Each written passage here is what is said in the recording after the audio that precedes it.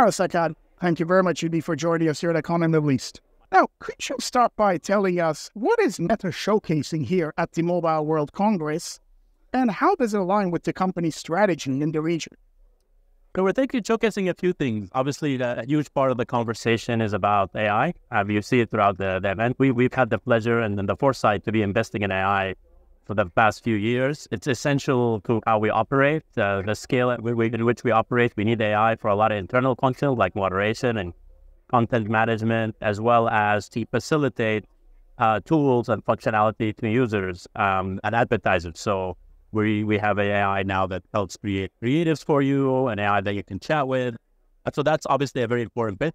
The other area is messaging. Messaging is crucially important for the company globally, and Middle East in particular is one of the markets that's most rising globally in this space. So many of our telco partners are interested in this. Many solution providers are interested in this, and that's an area that we will strategically work on and invest. Number 4, we have our devices, which I think you'll have the pleasure to try, the Ray-Ban glasses, the Quest, that have been doing exceptionally well at a very competitive price, and also with tremendous amount of functionality. And then finally, it's our short video, Reels, where, as you know, the region consumed on our platform twice the global average of video, and that we see the same kind of adoption for Reels, the short-term video, and which has been the fastest growing product for us to date. So across those 4 categories is probably most of the conversations today. Wonderful. Now, you mentioned some of the products that you're showcasing here. Now, how do they cater to the needs of the Middle Eastern consumer in particular? Is there an emphasis on that? So look, as a lot of the telecom partners in the region shift and diversify away from pure like voice data operations into being a true tech player, I think these solutions become very relevant to that. Yeah, we announced Etisalat being a partner of ours, to be a reseller for some of our messaging services, and that's wonderful. It's an extension of their business. They have the infrastructure, and through WhatsApp and Messenger, we have some great capabilities where we can partner. We also work with EAN and SCC with their VC arm to help their startups and their diversification efforts grow and flourish on our platform. So it's quite a quite an involved partnership, I would say, all the way to connectivity, where we have our One Africa cable coming through Africa into a lot of spots in the Middle East where we're providing a lot of connectivity.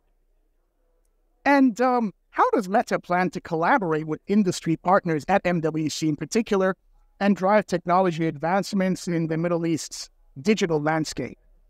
So I mentioned some of those areas. I think we in the Middle East have a very young population, early adopters of technology. We have a very aspirational population where as a platform we enjoy quite a lot of popularity.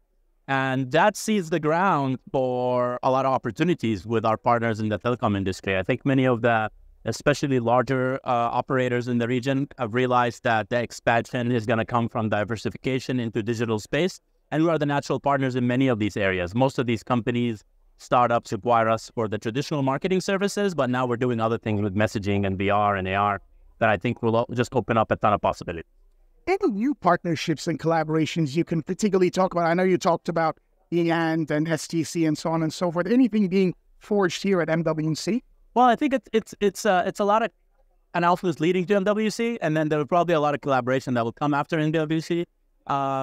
We haven't launched any particular device. We're going with the devices that we have right now, but we've laid out a roadmap for our devices and how they're going to kind of become smaller in size, lighter in weight, and more cost-effective in price.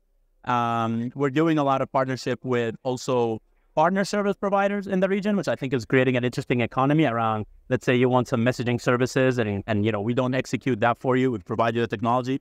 A third-party company will come in and do that for you. I think there's a lot of space for that. Also around the creator ecosystem, a lot of kind of management companies and MCNs are coming out and managing these creators. So I think, our role is not to do everything, but to create the environment to be able to for others to build for us. And the most important one, I'd say, is the open source Llama 2 operating system, which we announced, which allows tremendous amount of possibilities for anybody with the API to be able to create on our operating system. Wonderful. And we always like to know from industry, kind of captives of industry such as yourself, what does the future look like? Can you give us an idea 3 to 5 years from now? Look, I don't like to take bets, but I think definitely AI is here to stay. I think the way of communication will shift from the traditional telephone into more like wearable devices. I think once they get to a point where the weight, the look, and the cost is cost effective, you can start having these devices on for an extended period of time, which can capture a lot more of your life and be able to feed you much more data and make that call engagement a lot richer. So I think that direction, which builds on all of those components that I mentioned, communication on a foundation of AI and proper hardware, I think will change the way we communicate. Thank you very much indeed for joining us here at Telecom in the Middle East. My pleasure.